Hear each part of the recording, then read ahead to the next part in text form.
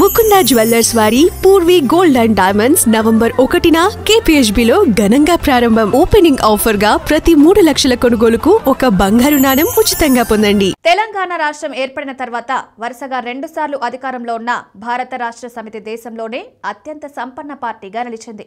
అధికారంలో ఉన్న సమయంలోనూ కేసీఆర్ గాని కేటీఆర్ గాని ఆ పార్టీ నాయకులు చెలాయించిన అధికారం చూపించిన దర్పం చూసి తెలంగాణ ప్రజలే ఆశ్చర్యపోయారు. అటువంటి పార్టీ అధికారం కోల్పోయిన తర్వాత ఒక్కసారిగా కుదేలైపోయింది. చివరకు కార్యకర్త కూడా పట్టించుకోవడం లేదు. దీనికి కారణం కేసీఆర్ వ్యవహార శైలి, కేటీఆర్ మాటలు.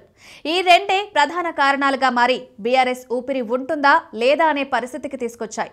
అధికారంలో ఉన్న సమయంలో ఆ పార్టీకి విరాళాలు ఇవ్వడానికి కాంట్రాక్టర్లు, పారిశ్రామికవేత్తలు, రాజకీయ నేతలు పోటీపడ్డారు. ఒకరిని మించి ఒకరు విరాళాలు ఇచ్చేవారు. లేదంటే వారి వ్యాపారాలను ఇబ్బందులకు గురిచేస్తామని పరోక్షంగా హెచ్చరించేవారు. ఎందుకొచ్చిన తలనొప్పిలే అనుకున్న వారంతా విరాళాల కింద సమర్పించుకునేవారు. దీంతో తిరుమల తిరుపతి దేవస్థానం హుండీలా బీఆర్ఎస్ కలకలలాడేది. మరి ఆ డబ్బులన్నీ ఏమయ్యాయో ఏమిటో తెలీదు. అడిగితే ఎన్నికల్లో ఖర్చు పెట్టేశామంటున్నారు. దీంతో ఎవరూ చేయగలిగింది ఏమీ లేదు. కలకలలాడిన పార్టీ బోసిపోయింది. 2023-24లో బీఆర్ఎస్కు 571 కోట్ల రూపాయలు విరాళంగా వచ్చాయి.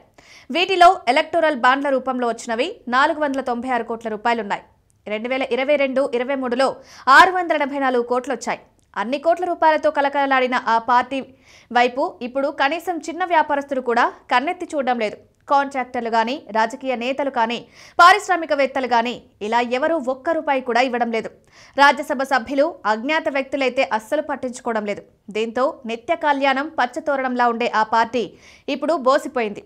2024-25లో 15 కోట్ల రూపాయలు మాత్రమే విరాళంగా వచ్చినట్లు కేంద్ర ఎన్నికల సంఘానికి నివేదిక అందజేసింది. కుమార్తెను పార్టీ నుండి గెంటేశారు. కేటీఆర్ చేతుల్లో పార్టీ పెట్టారు.